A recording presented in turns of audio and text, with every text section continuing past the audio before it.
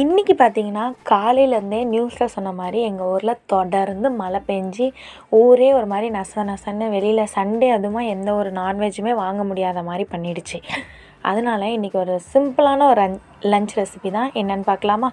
சுட சுட சாதம், வெறும் பருப்பு போட்டு நெய் ஊற்றி, இது எப்படி சொல்லலாம்னா தால் மாதிரி.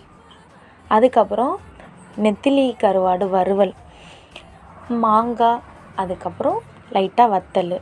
ஃபைனல் டச்சாக இதில் நெய் ஊற்றி சாப்பிட்டா தான் அந்த பருப்பு சாதம் டேஸ்ட் வந்து அட்டகாசமாக இருக்கும் இந்த நெத்திலி கருவாடு ஃப்ரை வறுவலோட. மறக்காமல் நம்ம சேனலை சப்ஸ்கிரைப் பண்ணிக்கோங்க.